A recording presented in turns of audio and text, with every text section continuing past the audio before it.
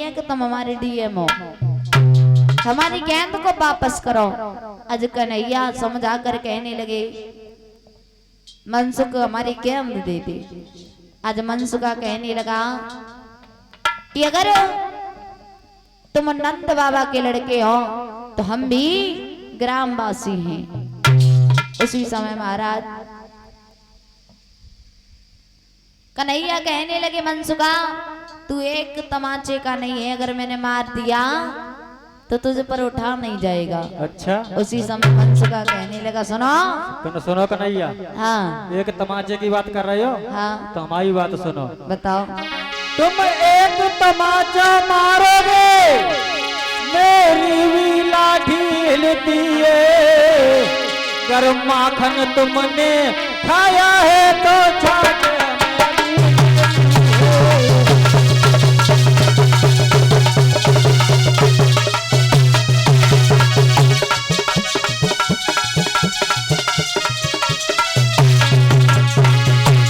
कन्हैया।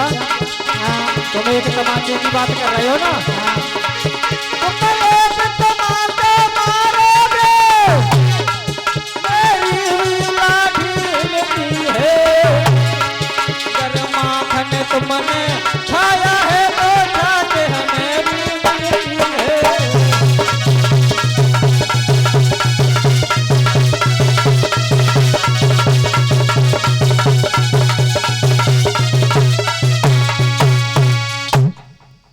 आज मनसुखा कहने लगा कन्हैया तुम एक तमाचे की बात कर रहे हो। हाँ एक तमाचे की। हाँ तो हमारी लाठी तैयार है, देख ले। अच्छा। हाँ। आज भगवान कन्हैया से लगी हुई बात कहते हुए बोला मनसुख सुनो, अगर तुम इतने ही बड़े हो तो तुम्हारे मामा ने खत भेजा है, अगर तुम में इतनी ही ताकत है तो 1000 कमल के पुष्प ले जा करके अपने मामा कंस को भिजवा दो। आज कन्हैया पर महाराज ये बात सहन नहीं हुई, एकदम से काली देह में छलांग लगा दी। जैसे ही छलांग लगाई आज ग्वाला रोते हुए यशोदा मैया के पास भाजे, कहने लगे मैया गजब हो गया। यशोदा मैया कहने लगी क्या हुआ? कहने लगी सुनो मैया क्या बताएं गजब हो गया। कि कूदे यमुना में कन्हैया मैया लेके बांसुरी,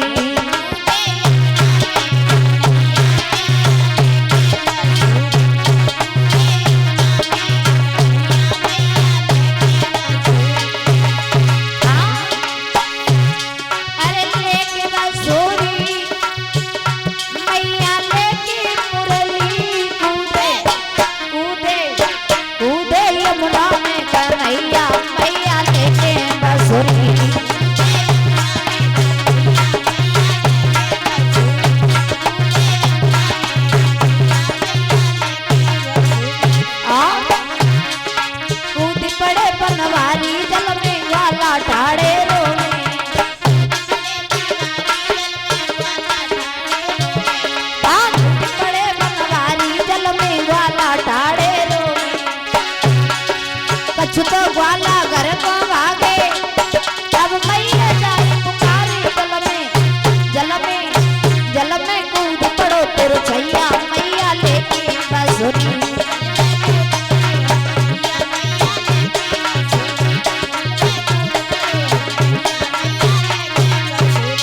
कूदे यमुना में कन्हैया मैया लेके बांसुरी।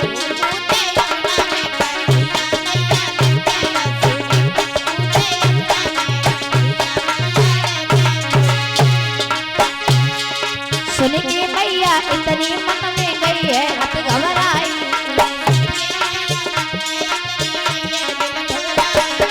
सुन के यशोदा मैया दिल में गई है हत घबराई।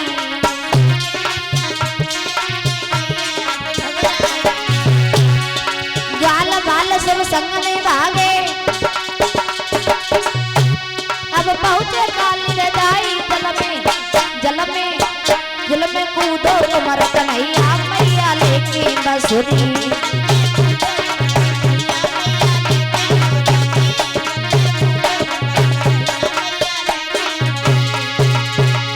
कूदे यमुना में कन्हैया मैया लेके बांसुरी।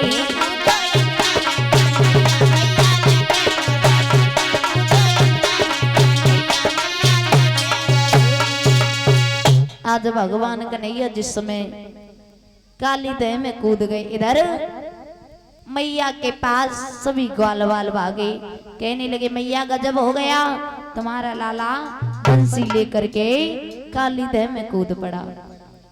उसी समय महाराज मैया रोती हुई भागती हुई आज काली दह पर पहुंची, कहने लगी मनसुख अरे तुझे गेंद ही तो चाहिए थी, मुझे बता देता, मैं तेरी एक गेंद के बदले हजारों गेंद बना देती, लेकिन तूने मेरे कन्हैया को कहे कि तूने ऐसा बोल दिया जिसके कारण वो काली दह में गिर पड़ा। आज महाराज सभी ग्वाल वाल ब्रज के सभी नर नारी भागते हुए काली दह पर पहुंचे।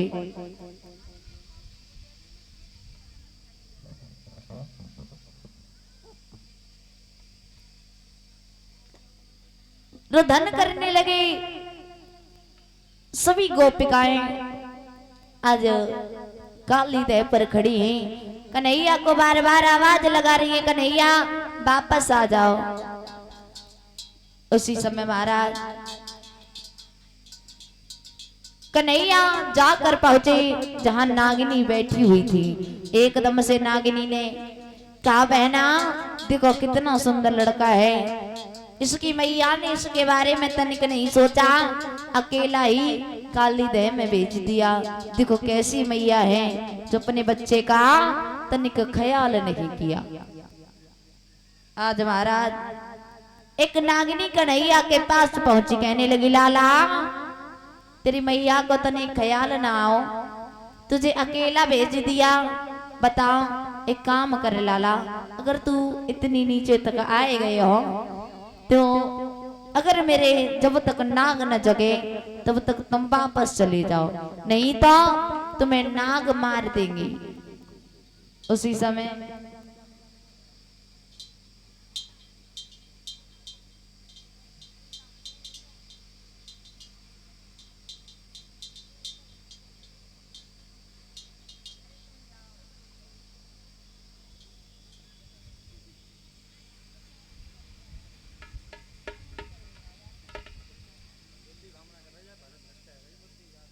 इधर महाराज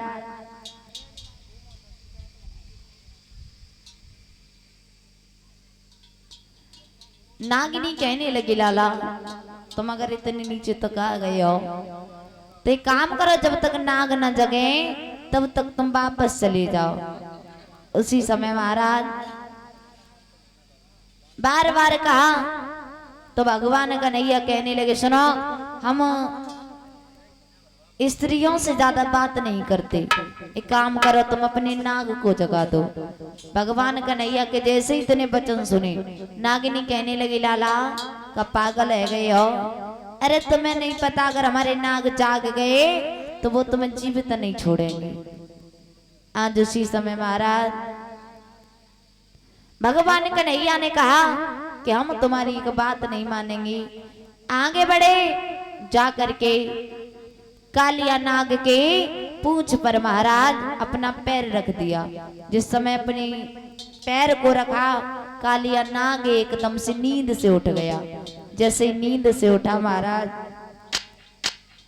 फुसकार लगाने लगा है, तो फुसकार लगाने लगा तो भगवान कन्हैया समक्ष खड़े थे। कन्हैया को उनके शरीर को अपनी पूंछ से पूरा लिपटे लिया। जब लिपटे लिया महाराज तो ऐसे करके बताया कि कन्हैया में और उस नाग में कई दिनों तक युद्ध होता रहा। इधर मैया यशोदा और सभी ग्वाल बाल खड़े खड़े रो रहे हैं कन्हैया वापस आ जाओ, इस तरह छोड़ करके हमें न जाओ। यशोदा मैया कहने लगी लाला हमें किसके सहारे छोड़े जा रहे हो, एक काम करो तुम्हारे साथ हम भी मरने के लिए आ रहे हैं। मैया यशोदा बेहोश हो गई, सभी ने धीर धारण कराया, तुम चिंता न करो। बलराम कहने लगे मैया क्या समझ रही हो, कन्हैया कोई साधारण व्यक्ति नहीं है, वो तो स्वयं भगवान नारायण का अवतार है, उसे कुछ नहीं होगा। आज महाराज भगवान कन्हैया ने उस नाग के साथ युद्ध किया। युद्ध करते करते उस नाग ने भगवान कन्हैया में ऐसी फुसकार लगाई कि उसी दिन से भगवान कन्हैया काले पड़ गए। यानी महाराज बचपन से काले नहीं थे भगवान कन्हैया। जब शेषनाग के साथ में उस नाग के साथ महाराज युद्ध किया था, तब उस नाग ने ऐसी फुसकार लगाई कि भगवान कन्हैया का पूरा शरीर जो था काला पड़ गया। इधर ने जन्म लिया है, तूने उन्हें चैन से जीने नहीं दिया।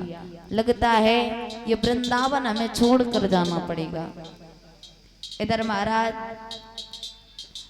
मैया ने नंद बाबा को रोते हुए देखा, पूछने लगी बाबा क्या बात है, क्यों रो रहे हो।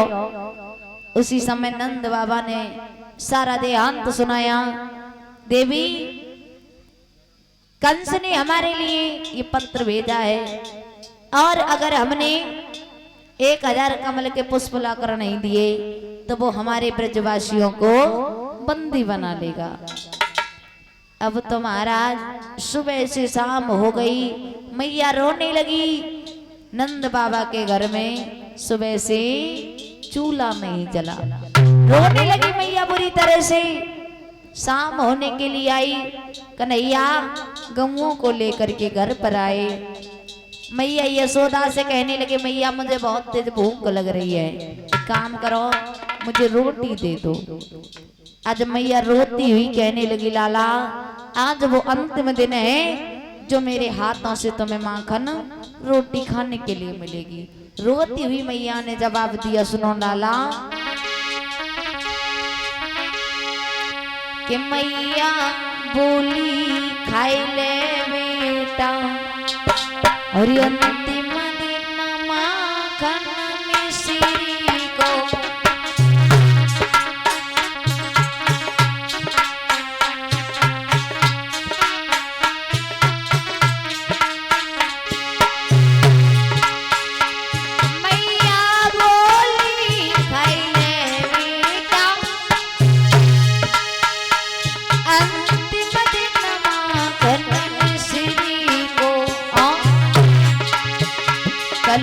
पता नहीं मेरे बेटा तृष्णा पड़ेगा पानी को।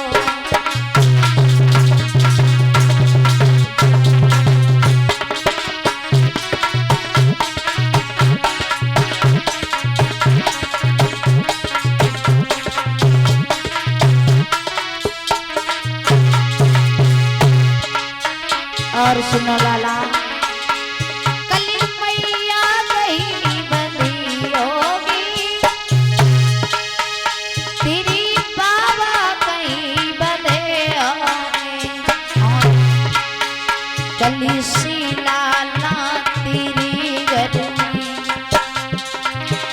कली से लाला तेरी गर्मी कर तेरे नाम की खोजी।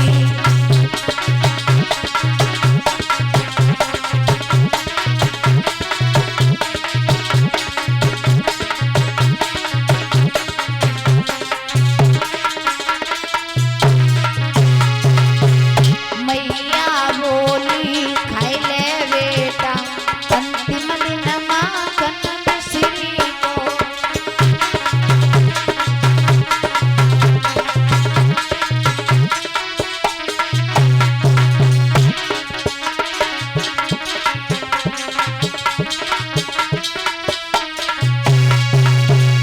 आज मैया रो कर कहने लगी लाला आज वो आखिरी दिन है जो मेरे हाथ से तुझे माखन और रोटी खाने के लिए मिलेगी। आज मैया की आंखों में जैसे ही आंसू देखे कृष्ण समझ आकर कहने लगे मैया क्या बात है, रो क्यों रही हो। अगर किसी ने तेरी तरफ आंख चलाई हो तो मैं उसकी आंखें निकाल लेंगे, अगर किसी ने हाथ चलाया हो तो मैं उसके हाथ तोड़ देंगे। बताओ मैया क्या बात है। आज उसी समय मैया ने कहा लाला कोई बात नहीं, तू माखन और रोटी खा ले। आज मैया ने बड़े प्रेम से माखन और रोटी खिलाई। उसी समय महाराज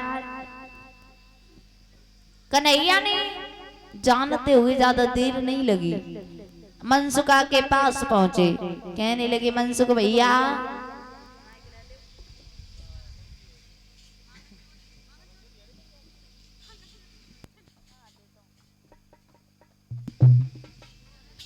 आज मनसुखा के पास पहुंचे कन्हैया। कहने लगे मनसुख भैया का है भैया बोलो।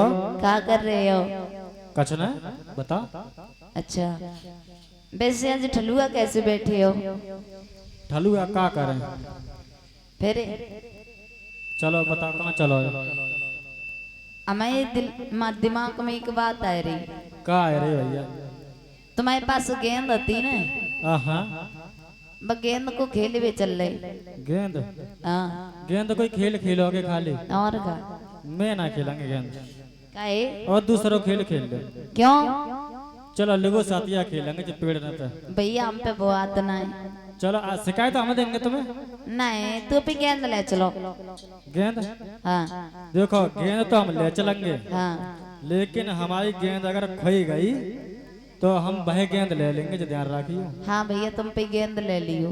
अब देख लो। हाँ कैसी गेंद है तुम्हारी? हमारी बहुत बढ़िया गेंद है। कैसी गेंद है दिखाओ। बहुत अच्छी है। सो तुम्हारी कैसी गेंद है? बहुत बढ़िया है। कैसी है वो बताओ। बहुत दूर से आई है। कितनी दूर से आई है? बहुत दूर से आई है। कितनी दूर से बताओ। हमारे मम्मी के, फूफा के, बुआ के, मौसा के, जीजा के जाते आई। जी जाके जहाँ से और का बढ़िया। तो बड़ी दूर से आई है। देखे भैया अगर ते गेंद पहली बार खुअन नहीं दिए, अगर खोई गई तब तो नई गेंद बनवाई के दे दिए। चलो तो ठीक है। सही है। अच्छा चलो। आज मनसुखा कहने लगा भैया देखो हमारी गेंद तो बड़ी दूर से आई है और हमारी मम्मी लेके आई। सुनो कि मेरी मम्मी ने गेंद बनाई है, चलो खेले आवे मेरी।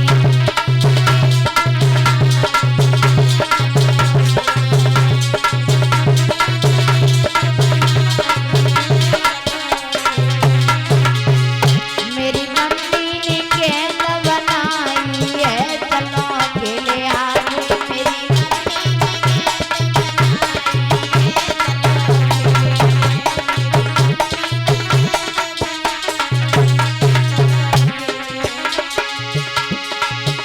अरे सब बालन कौन लेके चल गए?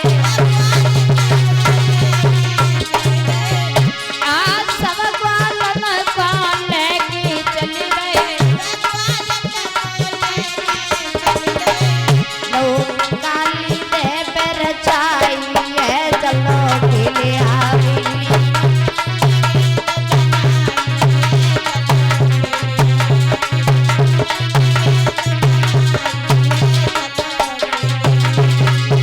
मेरी मैया ने गेंद लेवाई है, चलो खेले आवे मेरी।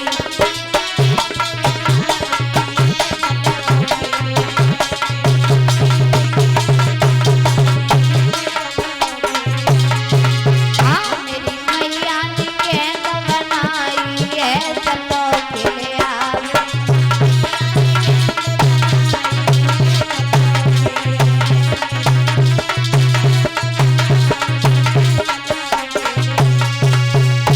आज चले भगवान कन्हैया। सभी ग्वाल वालाओं को साथ लिया, चले जा करके महाराज काली देव पर पहुंचे। काली देव पर पहुंचे जब तो सभी ने सलाह मिलाई कि भैया चिकाना हर बार जीत जाता है, एक काम करो जाए अकेलो रहने दो और हर के तुम साथ में एक साइड खड़े हो जाओ। आज भगवान कन्हैया अकेले खड़े हो गए। आज गेंद का खेल रचाया, खेलने लगे जिस समय भगवान कन्हैया तो महाराज ऐसे खेलने लगे। खेली खेल में भगवान कन्हैया ने क्या किया कि वो गेंद जो थी काली देह में ऐसा टोल मारा कि वो गेंद जाकर के काली देह में गिर पड़ी। जिस समय महाराज काली दह में जाकर गिर पड़ी, हेलो। अब तो मनसुखा जो था रोने लगा, कहने लगा कन्हैया मेरी गेंद दे दे। कन्हैया कहने लगे भैया वो गेंद तो तेरी काली दह में गिर पड़ी। काली दे में गिर पड़ी तो हम क्या करें? तेरी गेंद हमारे पास अब नहीं है। हमारी गेंद हमने जाकर बात तुमसे पहले ही कही थी। पहले ही कही थी हमने तुमसे। अरे मेरे पास तेरी गेंद नहीं है। ना तो हम क्या करें? आज महाराज मनसुखा ने रोते रोते भगवान कन्हैया का पीताम्बल पकड़ लिया। जैसे पीताम्बल पकड़ा, कहा अब मेरी गेंद दे, नहीं तो मैं पीताम्बल को नहीं छोड़ूंगा। भगवान कन्हैया कहने लगे मेरे पीताम्बल छोड़ दे। मनसुखा कहने लगा पहले हमारी गेंद दे दो, उसके बाद हम पीताम्बल छोड़ेंगे। आज महाराज मनसुखा कहने लगा कन्हैया हमें ऐसे तुम्हारा पीताम्बल नहीं छोड़ेंगे। कन्हैया ने बार बार समझाया। मनसुखा कहने लगा कि हमें पता है कि तुम नंद बाबा के लड़के हो, तो इसका मतलब ये, लेकिन किसी ने आकर इतना नहीं बताया कि कंस का काल गोरा है, काला है, मोटा है, पतला है, कैसा है। कंसराज कहने लगा मैंने इतने सब कुछ भेजे, लेकिन किसी ने लौट कर ये नहीं बताया कि मेरा काल जो है वो कैसा है।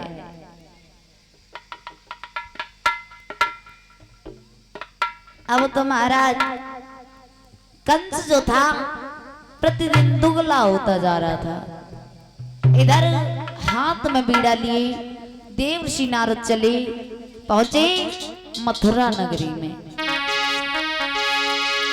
वही पुराना गीत गाते हुए देवर्षि नारद चले कि श्रीमन नारायण नारायण हरि हरि, श्रीमन नारायण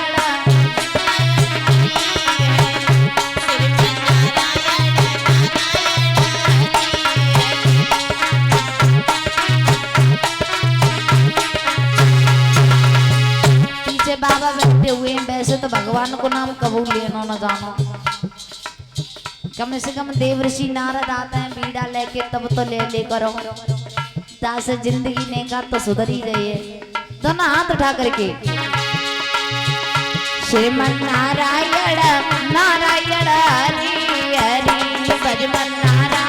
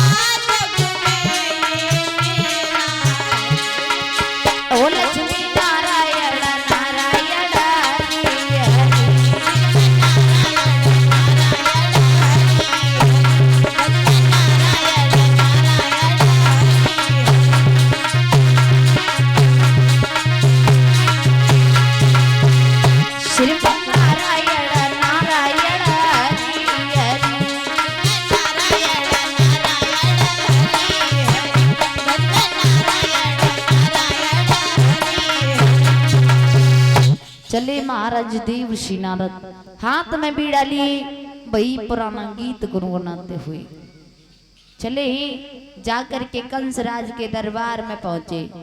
जैसे ही कंसराज ने देखा, आसन दिया, कहा प्रभु आओ बैठो। एकदम से कंसराज से कहने लगे देवर्षि नारद, कंसराज क्या बात है, दिन प्रतिदिन तुम्हारी दशा बिगड़ती क्यों जा रही है? अगर शरीर में कोई परेशानी है तो जाकर के वैद्य से दवा करा लो, और अगर कोई दुश्मन सता रहा है तो उस पर चढ़ाई करके उसे मरवा दो, इसमें दिक्कत क्या लेने के लिए। उसी समय कहने लगा कंसराज, महाराज क्या बताऊं, ना तो कोई शरीर में रोग है और ना कोई पीड़ा है, केवल एक बात की इतनी महाराज दिक्कत है। बताने लगा है कंसराज, सुनो।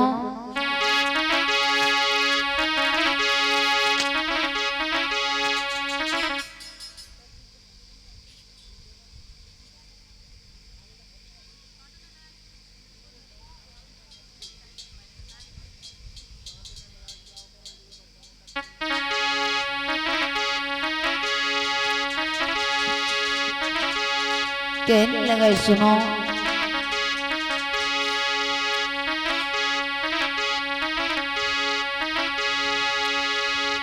मैंने एक कन्या को मार दिया, 6 पुत्रों को मार दिया, लेकिन फिर भी मेरा काल जो है जीवित का जीवित ही रहा।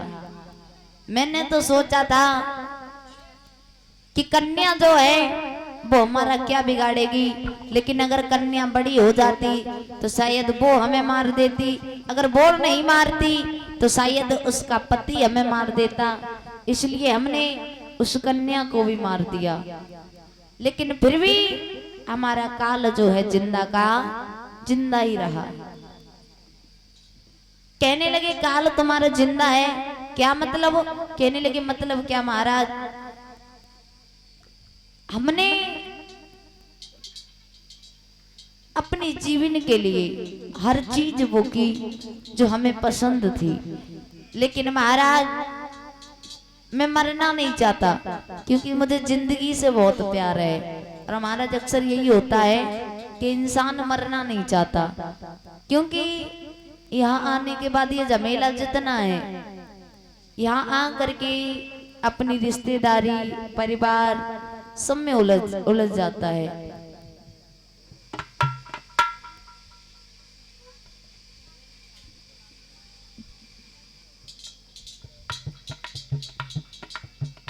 क्योंकि महाराज यहाँ आने के बाद इंसान वो सब कुछ भूल जाता है जो वो वायदा करके आया था।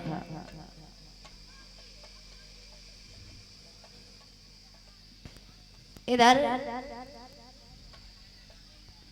कंसराज को समझा कर कहने लगे, सुनो तुम चिंता मत लो, अरे वो बच्चे ही तो हैं, एक काम करो, तुम्हें केवल कन्हैया और बलराम से ही दुख है? बोले हाँ। कहने लगे, वो तो छोटे छोटे बच्चे हैं, वो तुम्हारे साथ क्या कर सकते हैं? बोले कर नहीं सकते, वो तो हमारे जिंदगी को नष्ट कर सकते हैं। उसी समय देवर्षि नारद समझा कर कहने लगे, सुनो कंसराज, अरे तुम उनसे डरो मत, क्योंकि वो छोटे छोटे बच्चे हैं और वो तुम्हारा कुछ नहीं बिगाड़ पाएंगे। मेरी बात मानो। क्या? हाथ में पेन और कापी लो और लिखो, हे वृंदावन में रहने वाले वसुदेव नंद बाबा, हमें 1000 कमल के पुष्प चाहिए। अगर ला कर दे दिए तो ठीक है, अगर ला कर नहीं दिए तो तुम्हें और तुम्हारे ब्रजवासियों को हम जेल में बंद करवा देंगे। कंसराज कहने लगा, उससे क्या होगा? बोले होगा नहीं, सुनो, काली देह पर कोई जा नहीं पाएगा, क्योंकि काली देह पर कालिया नाग रहता है और उसी काली देह में कमल के पुष्प मिलते हैं, और जो कोई भी कमल के पुष्प लेने के लिए जाएगा समझो वो वापस लौट कर नहीं आएगा। इसलिए काम करो, तुम उनके लिए खत भेज दो। आज महाराज कंस कहने लगा, प्रभु अगर कुछ दिन पहले आ जाते तो इतने पतले हो गए, हम तो इतने पतले ना होते, क्योंकि हमने खाना पीना छोड़ दिया। आज कंस राज समझा कर कहने लगा, सुनो आपने कह तो दिया है और कहने के अनुसार हम पत्र को भेज दे रहे हैं, लेकिन याद रखना शायद वो मरे या ना मरे। कहने लगे, अगर नहीं मरेंगे, अगर कमल के पुष्प लाकर नहीं दिए तो तुम उन्हें बंदी बनवा लेना। और कन्हैया और बलराम इतने ढीठ हैं कि उनसे एक बार कुछ वायदा कर दो, वो अपना पूरा करते हैं। आज महाराज कंसराज ने वो पत्र भेज दिया, वृंदावन में जैसे ही वो पत्र पहुंचा, नंद बाबा ने जैसे ही देखा, पढ़ा, पढ़ने के बाद आज महाराज नंद बाबा जो थे फूट फूट करके रोने लगे हैं। कहने लगे, बारे कंस, जिस दिन से कन्हैया और बलराम ने जन्म लिया है,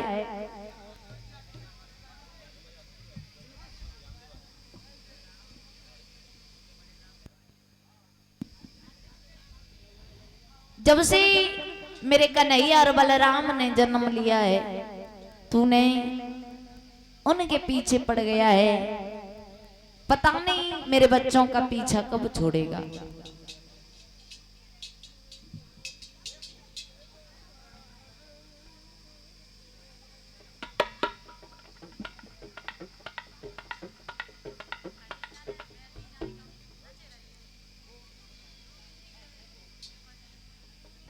इधर महाराज कंस ने पत्र को भेजा, जैसे नंद बाबा ने उस पत्र को पढ़ा, रोने लगे। बारे कंस, तेरे जैसा भी मामा होता है, लेकिन महाराज पहले का कंस फिर भी अच्छा था, पहले का कंस फिर भी अच्छा था, लेकिन आजकल के कंस तो उससे भी ज्यादा बेहतर है। उस कंस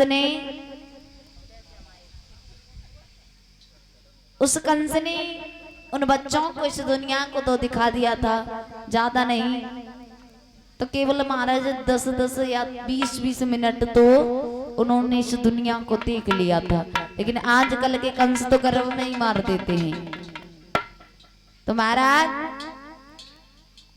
कहने लगे नंद बाबा के भोजराज कंस, जिस दिन से कन्हैया और बलराम